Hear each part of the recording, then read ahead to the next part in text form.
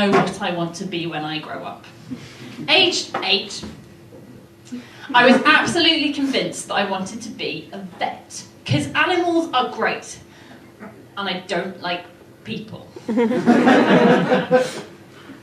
Present company accepted. Although I did realise there was a bit of a problem with this, and that was that I would have to deal with the owners. And I did not want to listen to them whittering on about whatever poor little Floofums had. Floofums was fine. So next I decided I wanted to be a surgeon. Then most of the people I would have to deal with would already be unconscious. Perfect. Only I still had one problem. I have really shaky hands, and nobody wants a scalpel where there shouldn't be a scalpel. So I got a bit older and I got to choosing A-levels, and I'm thinking, am I a sciencey person? Am I an artsy person? Well, you know what? Why choose? So I did A-levels in biology and chemistry and maths, and was there a whoop? Yeah. Whoop for maths, great. And history, because alongside all that science, one obviously needs to know about electoral reform in Britain, 1832 to 1915. And English literature, because everyone needs a hobby.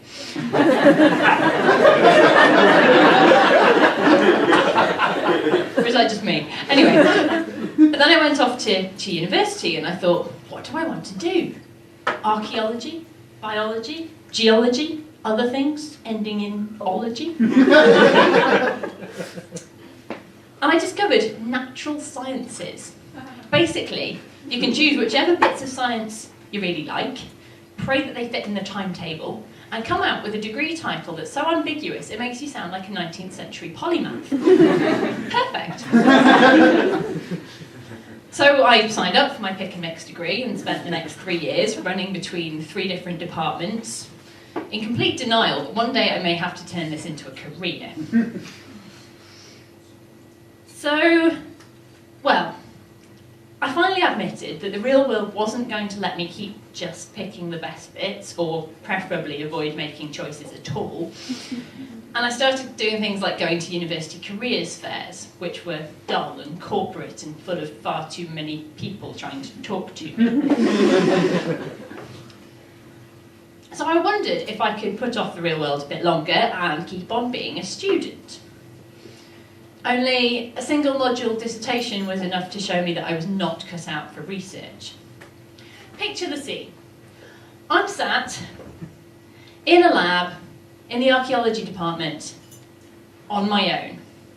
So far, so good. And I'm surrounded by little boxes that say tantalising things like mole and eagle. This is the room where they kept all the sample animal skeletons. And I should have been in my element, apart from 2 problems. The first was that the lab next door played Radio 4 all day, which is fine, except that the only thing that made it through the wall was the Archers theme tune. And the second problem was that I wasn't actually digging around in small boxes of animal bones. I was burning tiny pieces of straw for hours. And a furnace at 400 degrees C may sound exciting, but it gets rapidly less so when you realise that it's completely, well, it's basically a glorified electric oven, completely devoid of redeeming features like flames, or a window to see my samples through, or Yorkshire puddings. So that and my unfortunate habit of falling asleep whilst reading research papers was enough to show that a PhD was not going to be the answer. Also, PhDs train you to know more and more about less and less until you know almost everything about almost nothing. And I thought, why choose? I wanted to know less and less about more and more until one day I shall know almost nothing about almost everything. So I came out of university, like so many graduates, with no job, no plan, and a mild sense of impending doom. And somehow, fairly quickly, I got a job. A job in a science centre, where it was my job, every day, all day, to talk to people. Actual, living, conscious people. So I learned to fake it. I learned to pretend that I did not hate their guts. That I learned to smile, even at the children who put the plastic food in the wrong kind of recycling bin. And I learned to carry on smiling, even when I picked up a millipede that decided I looked like a good toilet.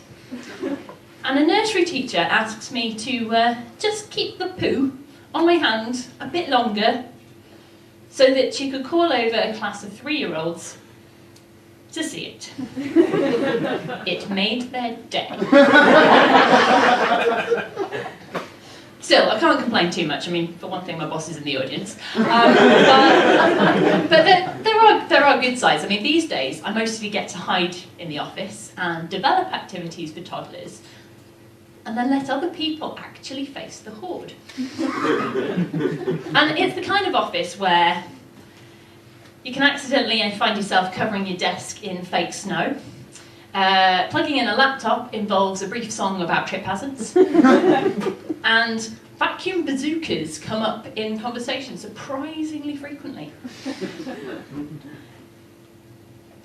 My favourite conversations of the past week have involved the lines, "Our hippo bum looks good."